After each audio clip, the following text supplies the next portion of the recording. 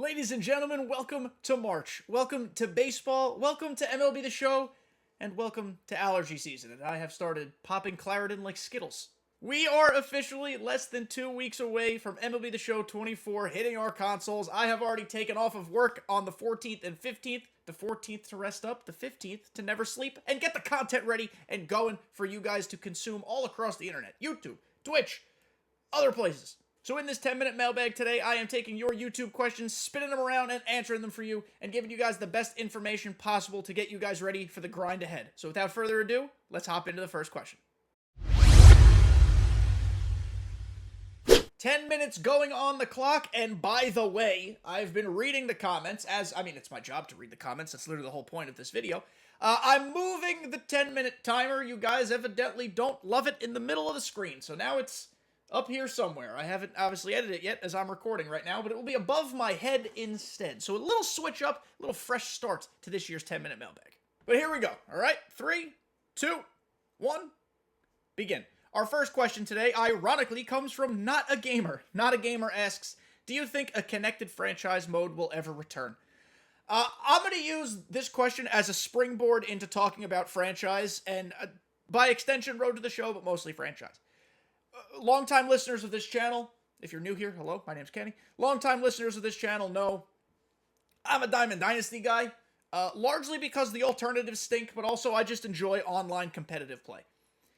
This is a make or break week, or at least make or break 2-week period for MLB The Show's franchise, Road to the Show, and offline gameplay. Because the offline community, speaking for them, which no one anointed me captain of the offline people, but I'm just speaking for the homies here. The offline community has largely been kind of neglected, while Diamond Dynasty undergoes its second year of sweeping changes. Still TBD if this year's changes will be good. They look positive on the surface. I'm happy and excited for them. Last year's franchise mode got some scouting updates, but I've heard that they weren't actually as great as people hoped. That's just anecdotal. I haven't played it myself, of course. And Road to the Show remains awful, honestly. And it stinks because it's the most popular mode, and Road to the Show should be fun, and it just remains really bare bones. So I say this is a make or break week for franchise and offline gameplay because its feature premiere on Thursday is likely going to be a combo of franchise and Road to the Show. And if we don't get significant updates there, or at least news of updates like, hey, we're working on it, just wait till next year. They would never say that, but unless they tease us, they better hit us with real good stuff. Having strong offline modes is better for the entire MLB The Show community, not just the offline people. Yes, we want to make the offline people happy, of course, because they deserve a game that's great, just like everybody does. And honestly, we talk as if the offline community is like this tiny little segment. The offline community is bigger than the online community. But they've been neglected. And the reason I think offline modes being good is good for the whole community is because it factors into the whole burnout thing. Right? A lot of people got burnt out on MLB The Show 23 so fast, largely because sets and seasons had a repetitive content structure. Understand that and acknowledge that. But also because there was nowhere else to pivot to. As an online player, if Diamond Dynasty is not tickling my pickle, franchise won't and Road to the Show won't. Unless they're good and deep and intuitive and fun. In my humblest of opinions, I don't think franchise and Road to the Show are very good. There are incredible franchise-only or mostly franchise content creators who just do rebuild after rebuild after rebuild, and they're great, and their content's great, and I don't know how they do it, because the mode is lacking. And it's a resource conversation. Or a directive and objective conversation. SDS is not a major studio. It's not like a massive studio. Owned by Sony, yes, but it's like a subset of Sony, based on how I understand it. Sony Entertainment. And then, if their directives and objectives are to drive people to this part of the game or make X amount of dollars, they're not going to put as much time in a franchise or Road to the Show. That is theoretically speaking. That is not me knowing anything, by the way. That's just me spitballing. But if we don't get things like a connected franchise mode back, like Not a Gamer has asked about, or legitimately improve trade logic, or any number of things.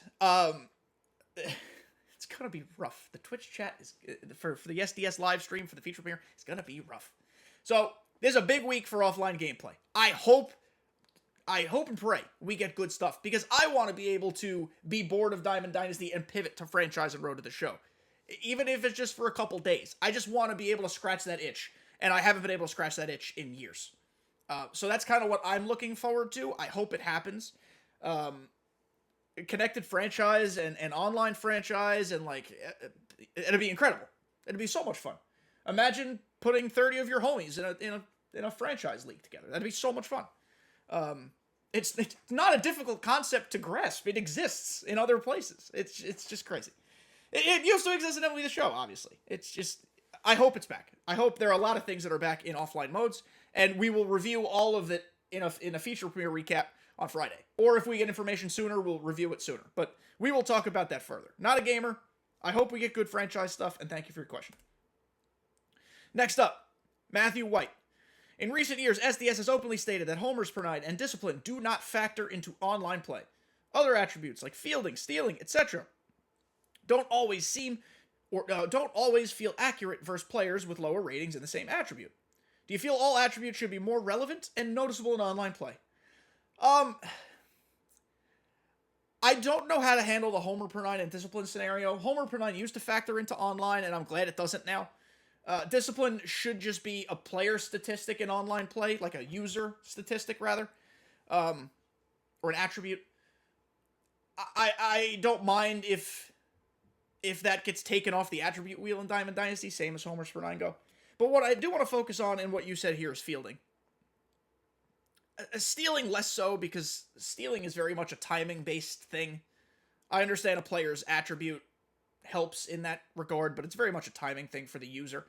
But fielding is either the best in the world with dolphin dives, or the worst you've ever seen with 800 hops off the outfield wall before your outfielder, who's staring at it, picks it up.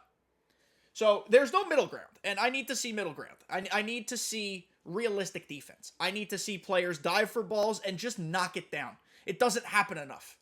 Listen, if I hit a screamer up the middle and a player dives and knocks it down, I'll still get my hit. I don't care that they knocked it down. But when Ellie De La Cruz is dolphin diving for 12 foot doesn't even seem like a lot.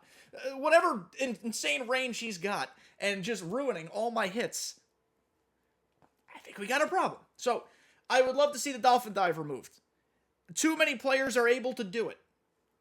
If you have a bronze shield, which, starting out with the new content structure this year, you will be using a lot of bronze and silver shields in the field. It's not going to be like this year where everybody's gold and diamond. I need bronzes and I need silvers to not make every play. I'm not asking for errors per se, but like, diving plays should not be as easy. Jumps in the outfield should not be as good. I need to see fielding balanced. I'm not asking for a full-blown offensive slugfest every game. Defense is fine. Defense is cool. I just want good defensive plays to be unexpected and valuable. I don't want to have 5 or 6 diving plays against me every game, because that's just not realistic. You don't play this game for realism, I understand that, but in this sense, I think this makes sense. I think fielding needs to be significantly nerfed, at least in the infield. And in the outfield, they already talked about new animations. We'll see how it all comes together. I hope they had this conversation in mind when they made these decisions. So, Matthew, thank you for your question. I largely agree with you. Probably our last question, Benny in the booth. Shout out, Benny. Do you think they bring back Prospect Card Series? I know it's a lower overall version of Future Stars, but I honestly like the card series. I'm stoked for the potential of the types of cards and card series they can bring back with what they're doing with content. If there are going to be a lot of golds off rip, I hope prospects come back. Prospect Card Series would be so cool. And then maybe they evolve, not truly an evolution program, but maybe they evolve into Future Stars later in the seasons as the diamonds start rolling out. But yeah, if you give me some, like, a gold Jackson Holiday to start the season, I mean, that's kind of fun. A gold Spencer Jones, because I'm a dirty, disgusting Yankee fan who wants to hit tanks with this giant left-handed Adonis. Yes, I hope they bring... I don't know if they will. I hope they do. We already saw Takashi series is coming back. That's great, because that card art was crazy. Someone else mentioned something about World Baseball Classic content in another one of my videos this week. I'm going to say there's virtually no shot World Baseball Classic cards or content come back, just because I'm pretty sure the rights and the license was only for the year. That's why it ended on December 31st. But there are so many other avenues to bring back cool card series that we like. I think the second half Heroes card series is going to have value again. The Veteran series is going to have some value again. You know, we don't really know exactly how they're going to do cards and card structure, but we do know the content structure will allow for silvers and golds and low diamonds to kill it. So with all that in mind, think of some of your favorite prospect cards of all time and how they were built. Not necessarily the same guys. They're probably in the majors at this point. But think of how those cards were built. That's the type of stuff we should be getting again. Maybe they do like a thematic thing where we don't get prospect cards in Season 1. Maybe Season 2 is a lot of prospect guys. Like, there's still thematic things they can do. Maybe they wait for Season 3 because that's like September call-ups later on in the year. Like, I don't know. But there's a lot of potential here for a lot of fun BR-style cards in Ranked. I don't want to turn Ranked into BR, but I do enjoy the team building aspect of BR, and I miss team building in Ranked. So I hope we get something cool. That will do it for this week's 10-minute mailbag. Can you guys believe that next week's 10-minute mailbag is going to be launch week edition? That's freaking crazy. I'm out of focus here. There we go. Sorry, we do this live here, as you guys know. We don't edit a ton. So if you haven't already commented down below, or comment a second question if you'd like, let me know what your thoughts are about launch week. What's the first thing you're going to do? What's the first thing I should do? Do you need advice about what you should do first? Let's just talk about launch week. Let's have a thematic edition of 10-minute mailbag next week, and let's have some fun before the game comes out. Thank you guys for making it to the end. I love you all. See you next time.